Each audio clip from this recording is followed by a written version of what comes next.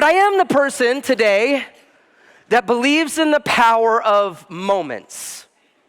Moments. If you look at your life and really what makes it a great story, it's the moments.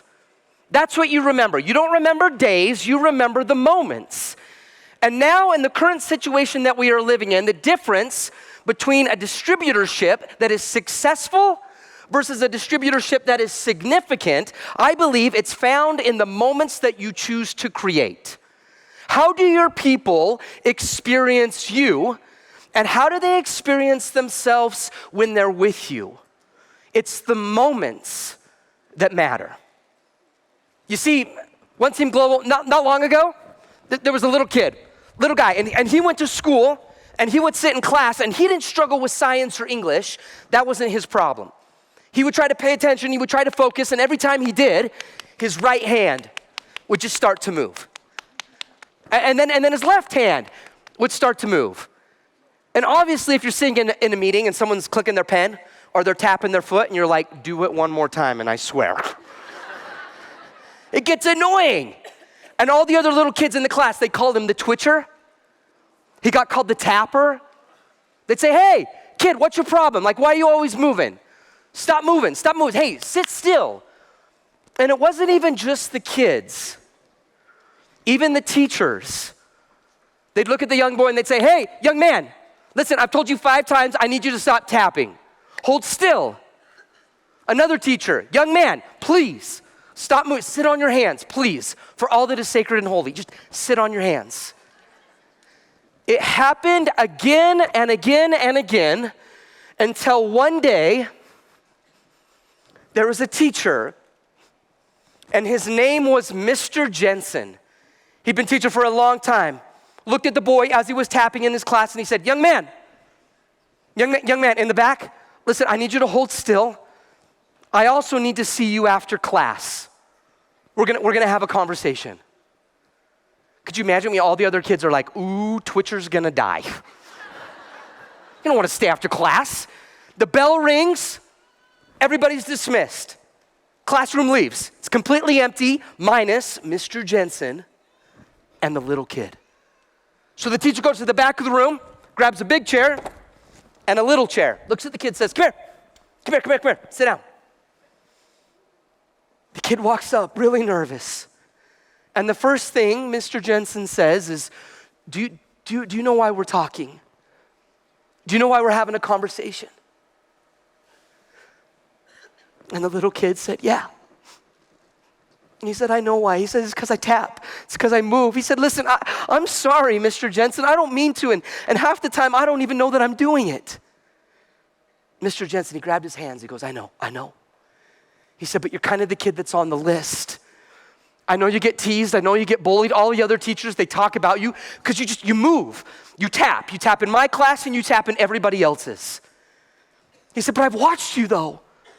I've just sat back at my desk and I've just watched. And he said, you'll sit down and you'll take out a pen and you'll start working on your assignment and you'll write with your right hand and then you'll tap with your left hand. And then in the middle of the assignment, you'll switch the pen and you'll start writing with your left hand and you'll tap with your right hand. And he looked at the kid and he said, I think you're ambidextrous. And the kid said, no, I'm Presbyterian.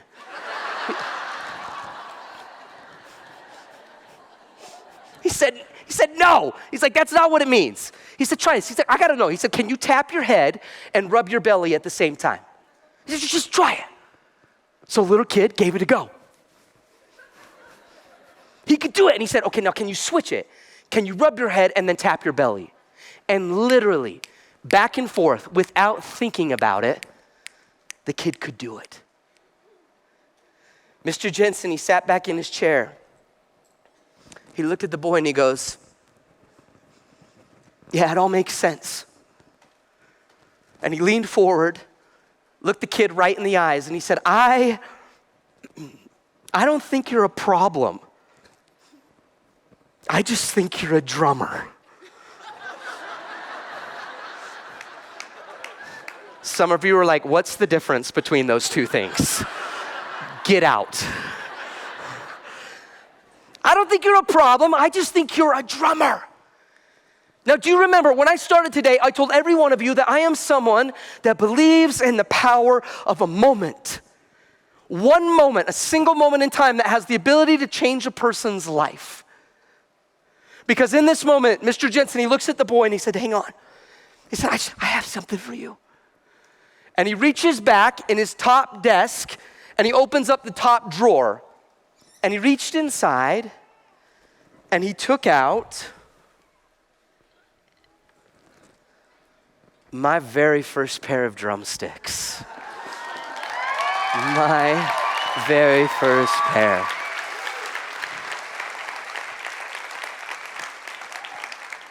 You see, One Team Global, I am the kid in this story. Mr. Jensen was my teacher. I was the kid that could never sit still. I still have a hard time sitting still.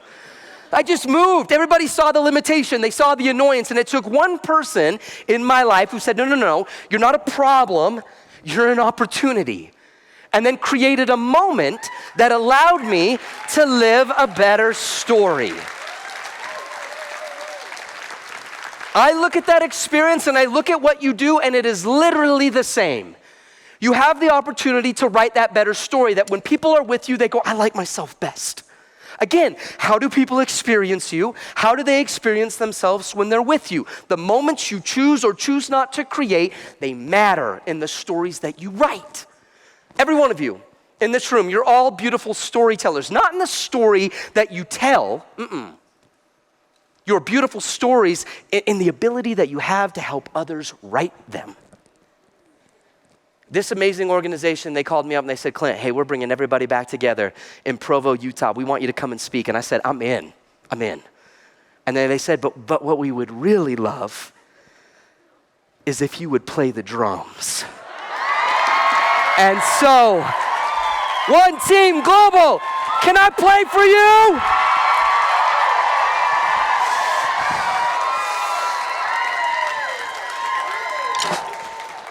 Everybody turn to your neighbor and say, it's about to go down. Now here's the deal. Before I do this, before I play, I want to dedicate this to every single one of you that are here. I'll never forget when Mr. Jensen, he took the sticks and he said, Clint, listen, these are for you. He said, take them. But here's the deal, you got to keep them in your hands.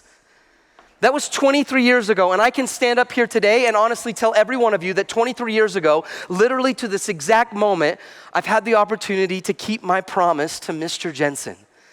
For 23 years, I've had the chance to tour and record all over the world as a professional drummer.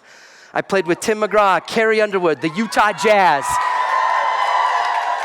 My whole college education was paid for because of music scholarships.